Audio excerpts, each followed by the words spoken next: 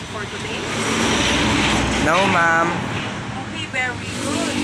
So, before I start my lesson, may I ask someone what we have discussed last meeting?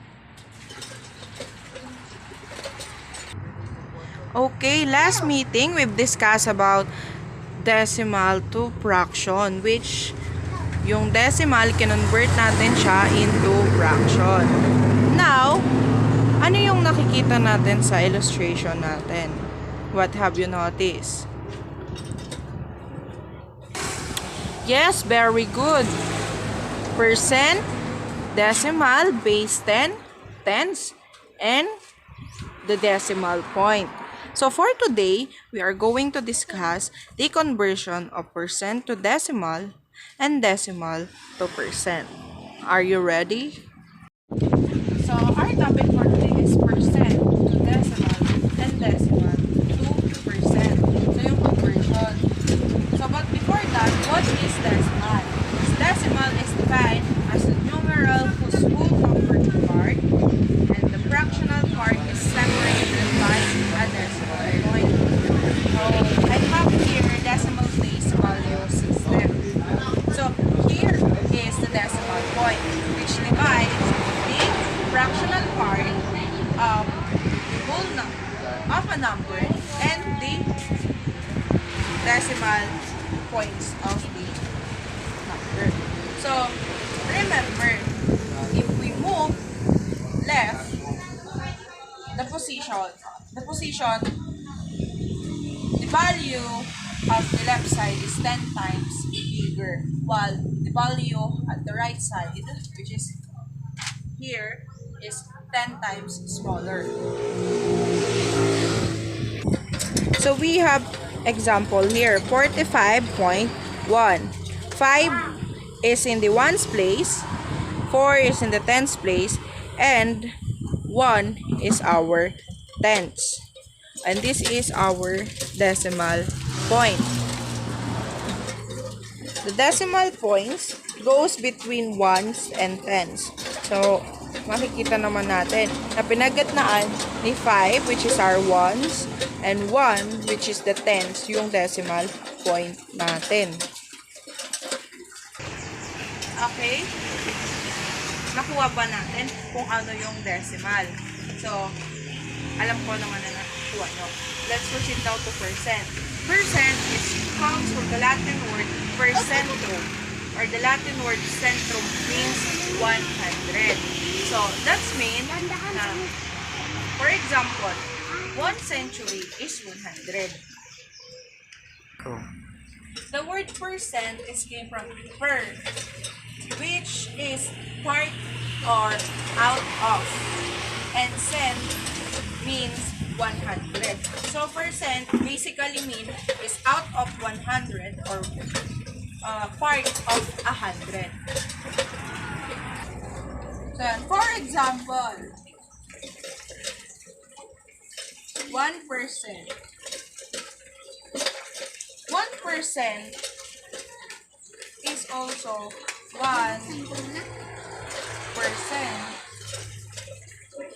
or 1 per 100 or 1 divided by 100 or 1 over 100. So, that is the percent. Did you get it? Yes, ma'am. Okay, very good. Let's proceed now to percentage. Percentage is the result obtained by multiplying a quantity by a percent. Sa atin, yung percent and percentage ay iisip natin na magkaparehas. But then, percentage is different from percent. Percentage, yun yung na-obtain natin sagot nung minultiply natin yung percent dun sa isang quantity. For example, 10% of 50 apples. 10% of 50 apples is 5. is the percentage of 10% of 50 apples? Did you get it? Yes, ma'am. Okay. Go. And now we know the meaning of decimal, percent, and percentage. Let's try to solve, or let's try to move to our topic, which is percent or conversion of percent to decimal. So, ang mangyayari po dito, pag may nakita tayong percent, always multiply it by 1 over 100. So, we will going to write 34 and multiply it to percent, which is 1 over 100. So, 34 times 1. So, again, 34 times 1. 34, ma'am. Yes, 34. Over 100. 100. So, 34 divided by 100. So, i-solve natin. So, 34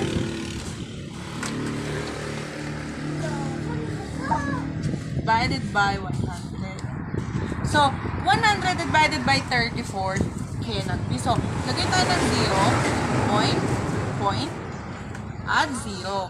Ngayon, pwede na ba nating i-divide si 100 sa 340?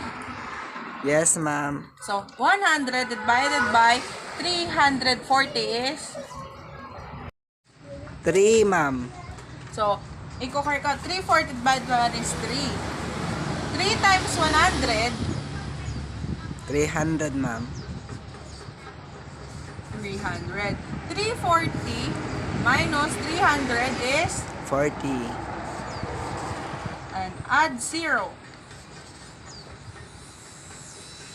400 divided by 100 is? 4, ma'am. 4. 4 times 100? 400, ma'am. 400. 400 minus 100? 0, ma'am. 0. So, ano yung sagot? 34 divided by 100 is? 0.34, ma'am. Yes, very good. 0.34. So, 34% as a decimal is? Equals to 0.34. Yes, very good. Or, simply, susulat po natin dito. Another solution or the basic solution, i-move lang natin to the left yung percent. So, try natin. Go. Kanina, tinuro natin na yung decimal point is between ones and tenths. So, saan yung decimal point natin?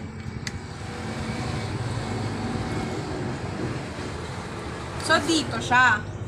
Diba? Naniniwala ba kayo na dito yung decimal point natin? Yes, ma'am. Kasi, yung 4A, siya yung ones place natin sa decimal place value system. So, simply, yung percent natin, which is 1 over 100 nga, di ba? Ilang zero meron yung 100? Dalawa, ma'am. Dalawa. So, bumove lang tayo ng dalawa sa left natin. So, 1, 2, and point here and add 0. So, ganun din. Yun yung easiest way to convert percent to decimal. Just move 2 decimal places to the left and add 0. Okay? Ngayon, na alam na natin kung paano mag-convert ng percent to decimal, let's try that sa decimal into percent. Sorry.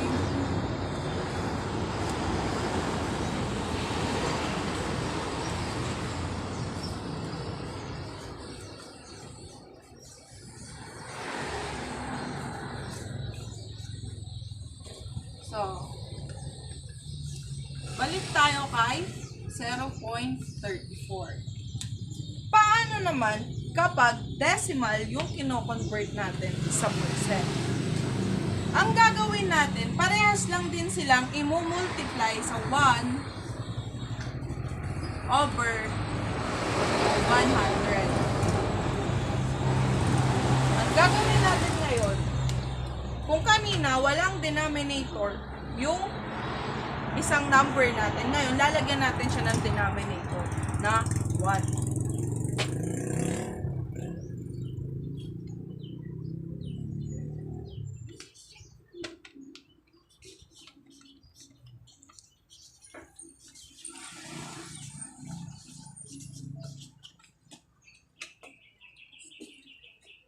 So, let me correct. Dito sa decimal to percent, i-multiply natin yung decimal sa 100 over 100. Diba? 100 over 100 is equal to 1. Diba? So, percent, diba yung percent means per 100 over 100. So, to convert 0.34 to percent, we rewrite 0.36 in terms of per 100 or over 100. Nagets po ba? Yes, ma'am. So, yun. So, multiply 0.34 by 100 over 100.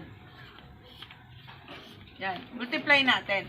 0.34 times 100. Over natin to sa 1. Diba? Any number na wala siyang denominator niya is 1. Yes, ma'am. So, yun. Hindi ko ako ng pangsulat. So, 0.34 times 100 is 34. Tama ba? Yes, ma'am. 1 times 100, 100, ma'am. 100. So, 0.34 multiplied by 100 over 100 is 34 over 100. 34 over 100 means 34 per 100. Diba? Naniniwala ba kayo na ito is 34 per 100? And per 100 means percent. Tama ba? Yes, ma'am. Yun yung sinabi natin kanina, di ba? And percent is percent symbol is this. Di ba? Therefore, we have shown that 0.34 is equal to or 34%. Dito ko na isulat.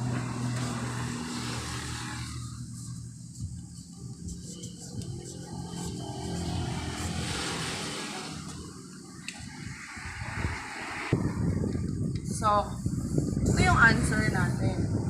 O, yung mas pinadali, kung kanina sa percent to decimal, ang pag-move natin ng decimal is papunta sa right, sa left. Dito sa decimal 2%, yung pag-move ng decimal point natin is papunta sa Right, ma'am. kasi nga, 'di ba? Dito tayo magbe-base sa decimal point natin. So, papunta ngayon sa right, 2 places papunta sa right yung ano natin, paglipat ng decimal point natin. So, bibilang lang tayo. 1, 2, then decimal point. So, 0.34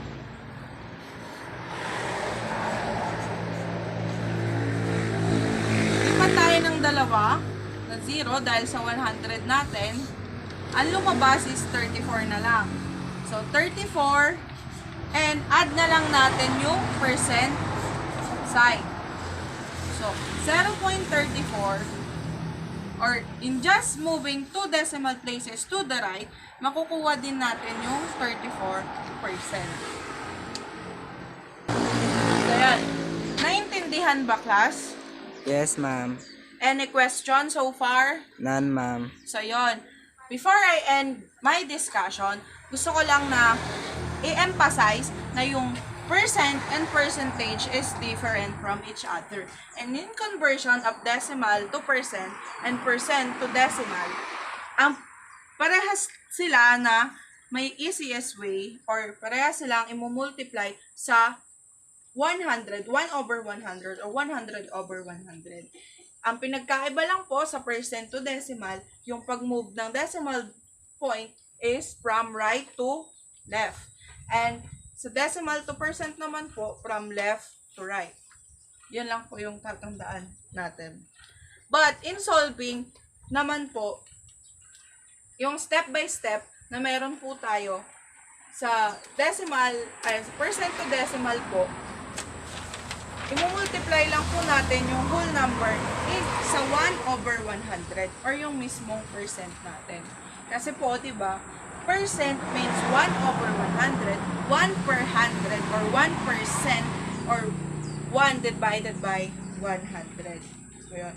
Sa decimal to percent naman po, i-multiply lang po natin siya sa 100 over 100. Because, bakit po? Dahil 100 over 100 is 1. So, that's all for today discussion, class. I hope may naiwan sa inyo na lesson natin ngayon.